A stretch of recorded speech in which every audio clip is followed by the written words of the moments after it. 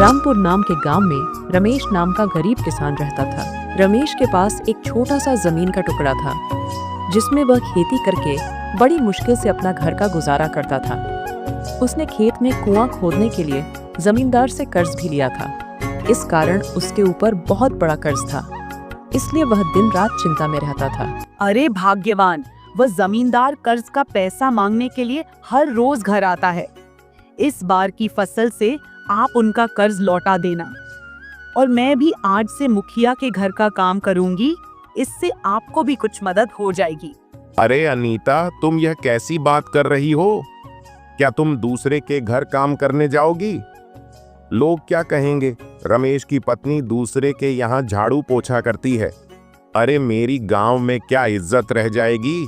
नहीं नहीं, हम भूखे रहेंगे, पर तुम दूसरे के यहाँ काम करने नहीं जाओगी। लेकिन हम कर भी क्या सकते हैं?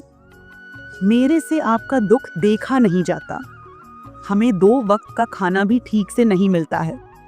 ना हमारे पास पहनने के लिए अच्छे कपड़े हैं, वही फटे पुराने कपड़े सिलकर पहनते हैं। हाँ, यह बात भी सही है अनीता, लेकिन मैं अपनी इज्जत का भी ध्यान रखना चाहता हूँ।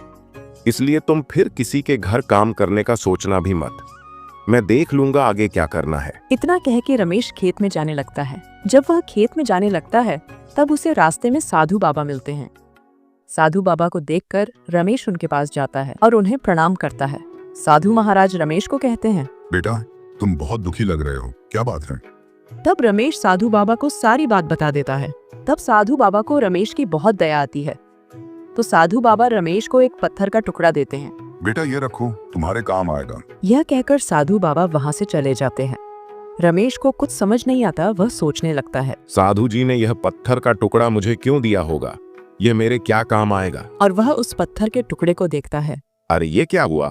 ये पत्थर तो सोने के जैसा चमक रहा है। तब रमेश समझ जाता है यह तो सोना है, और रमेश घर की तरफ वापस जाने लगता है। तब उसे गांव का सोनार जाते हुए दिखता है। तब वह सोनार के पास जाता है। अरे सेठ जी, मैं तो आपके ही दुकान में जाने वाला था। अच्छा हुआ आप मिल गए। बोलो रमेश, क्या बात है? जल्दी बोलो, मुझे काम है। हाँ सेठ जी, मुझे यह सोने की चीज बेचनी थी। सोनार उस पत्थर को देखकर चेक करता है। वह समझ जाता है कि यह पत्थर सोने का है। सोनार रमेश को कहता है, ठीक है, तुम इसे बेचना चाहते हो ना? हाँ सेठ जी, घर में पैसे की बहुत जरूरत है। इस बार फसल भी कुछ अच्छी नहीं हुई है। अरे रमेश, वह सब छोड़ो, मैं तुम्हें इसके 1000 रुपए दे सकता हूँ। सेठ जी, हम गरीब लोगों से क्यों मजाक करते हो? अरे भाई, भला मैं मजाक क्यों करूंगा? यह तो मेरा काम है और मैं अपने काम में मजाक नहीं करता हूँ। फिर भी तुम्हें अगर मेरी बात मजाक लगती है तो मैं तुम्हें इसका 1500 दे सकता हूँ। तब रमेश सोचने लगता है, अरे भाई, सोच क्या रहे हो? अब 2000 रुपए ले लो। अब मैं इसके आगे 1 रुपया नहीं दे सकता। इसकी कीमत 2000 से ज्यादा नहीं है। चलो रमेश, 2000 दो या मैं जा रहा हूँ। फिर रमेश सोनार से कहता है, ठीक है सेठ जी, आप मुझे 2000 रुपए दे दीजिए। सोनार उसे 2000 देकर वह सोने का पत्थर लेकर चला जाता है। रमेश सोचने लगता है, वह बाबा जी बड़े महापुरुष हैं। उन्होंने पत्थर को सोना बना दिया। मुझे एक बार फिर से उन्हें मिलना चाहिए। रमेश फिर दूसरे दिन साधु बाबा को ढूंढने के लिए निकल जाता है। कई दिन बीत जाते हैं, पर रमेश को साधु बाबा कहीं नहीं मिलते हैं। फिर उसे एक दिन साधु बाबा घने जंगल में तपस्या करते हुए मिलते हैं। साधु बाबा को देखकर रमेश बहुत खुश हो जाता है। बाबा जी, मुझ पर दया कीजिए। मैं बहुत गरीब हूँ, मैं बहुत मुसीबत में हूँ। आप ही मेरे मुसीबत को दूर कर सकते हैं। साधु बाबा को रमेश पर दया आती है। फिर वह रमेश से कहते हैं, अगर तुम चाहते हो तुम्हारी सारी मुसीबतें दूर हो जाए तो तुम्हें मेरे साथ एक दिन तपस्या करनी होगी। ठीक है बाबा जी, मैं आपके साथ कड़ी तपस्या करने के लिए तैयार हूँ। कृपया कैसे भी करके आप मेरी मुसीबत को दूर कीजिए। फिर रमेश साधु बाबा के साथ तपस्या के लिए बैठ जाता है। दोनों दिन भर कड़ी तपस्या करते हैं। दूसरे दिन साधु जी फिर से एक पत्थर का टुकड़ा रमेश को दे देते हैं। इस पत्थर को घर में जाकर तकिया के पीछे रखो। उसके बाद तुम्हारी सारी मुसीबतें गायब हो जाएंगी और तुम धनवान बन जाओगे। सारे गांव वाले तुम्हारी इज्जत करने लगेंगे।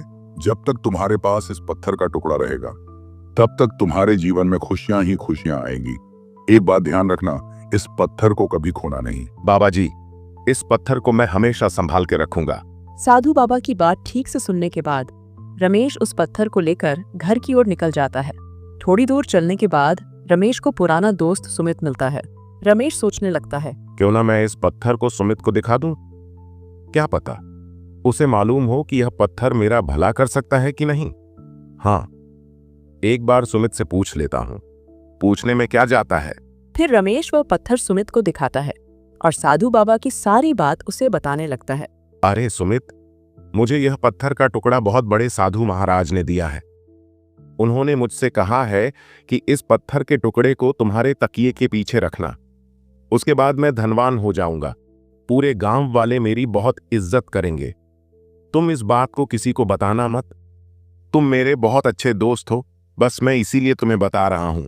रमेश की बात सुनकर सुमित समझ गया और सोचने लगा, अरे, यह पत्थर तो सोने की तरह चमक रहा है। इस पत्थर में तो जरूर कोई शक्ति होगी। इस पत्थर को मुझे कैसे भी करके रमेश से लेना होगा। फिर वह रमेश से कहता है, रमेश, यह मामूली पत्थर का टुकड़ा भला तुम्हें कैसे धनवान बना सकता है। तुम एक काम करो, वह पत्थर का टुकड़ा मुझे दे दो। हमारे गांव में बड़ा ज्ञानी आदमी रहता है। मैं इस पत्थर के टुकड़े को उसे दिखाता हूं। वह जरूर इस पत्थर की हकीकत बता सकता है। ठीक है सुमित भाई, तुम ये पत्थर का टुकड़ा ले जाओ और उस ज्ञानी आदमी को दिखाकर मुझे कल लौटा देना। रमेश सुमित को वह पत्थर का टुकड़ा देकर अपने घर की ओर निकल जाता है। सुमित खुश होकर सोचने लगता है, रमेश को तो बेवकूफ बना के यह पत्थर का टुकड़ा तो ले लिया। अब मैं धनवान बन जाऊंगा। अब मेरी सारे गांव वाले इज्जत करने लगेंगे। आज तो मेरी किस्मत पलट गई। अब तो जल्दी घर जाकर इस पत्थर को तकिया के नीचे रख देता हूं। फिर सुमित वहां से चला जाता है। अरे अनीता, अब तुम्हें घर की कोई चिंता करने की जरूरत नहीं है, क्योंकि अब हमारे पास बहुत सारा धन आने वाला है।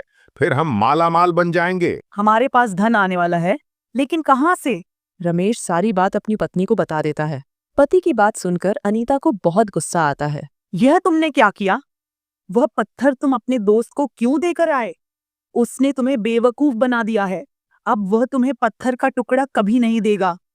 तुम किसी की भी बातों में आ जाते हो। हे भगवान, अब मैं क्या करूं? अब तुम जल्दी उस सुमित के घर जाओ और वह पत्थर का टुकड़ा किसी भी तरह से उसे लेकर आओ। तुम सही कह रही हो अनीता, मैं यूं ही किसी के भी बातों में आ जाता हूं। उस सुमित ने मुझे बेवकूफ बना दिया और मुझे पता भी नहीं चला। मैं अभी उससे वह पत्थर का टुकड़ा लेकर आता हूं। रमेश सुमित के घर की ओर निकल जाता है और थोड़ी देर में सुमित के घर जाता है। अरे सुमित भाई, तुमने उस ज्ञानी आदमी से पत्थर के बारे में पूछ लिया? तुम कौन से पत्थर की बात कर रहे हो? मुझे कोई पत्थर के बारे में मालूम नहीं। अरे सुमित भाई, कल जो मैंने आपको पत्थर का टुकड़ा दिया था, मैं उसी पत्थर की बात कर रहा हूं।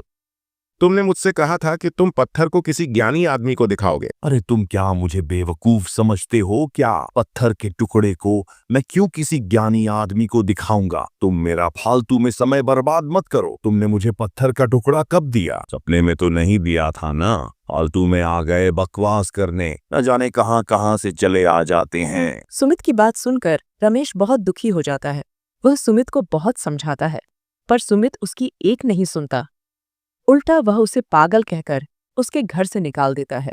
अब मैं घर जाऊंगा तो अनीता भी मुझ पर बहुत चिल्लाएगी। मैं ऐसा करता हूँ, फिर से साधु महाराज के पास जाता हूँ। रमेश फिर से साधु महाराज को ढूंढने चला जाता है। बहुत ढूंढने के बाद उसे फिर से साधु जी मिल जाते हैं। बाबा जी, मैं लूट गया, बर्बाद हो गया।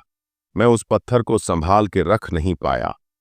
मेरे दोस्त के बहकावे में आकर मैंने वह पत्थर उसे दे दिया, लेकिन अब वह मुझे पत्थर देने से मना कर रहा है।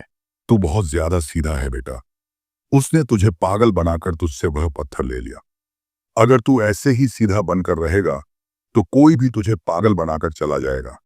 अब से इस पत्थर का राज तुम किसी को मत बताना। साधु महाराज अपने शक्तियों के जरिए उस सुमित को अपने पास बुला लेते हैं। सुमित, तुमने रमेश का पत्थर क्यों लिया? मैंने कोई पत्थर नहीं लिया बाबा जी। साधु जी को गुस्सा आता है और वह सुमित को बंदर बना देते हैं।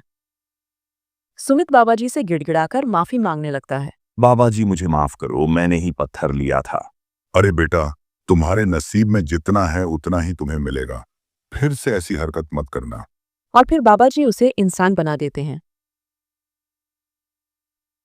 दोनों साधु जी को प्रणाम करके घर की तरफ निकल जाते हैं और कुछ दिनों बाद रमेश बहुत तरक्की करता है और बड़ा आदमी बनता है।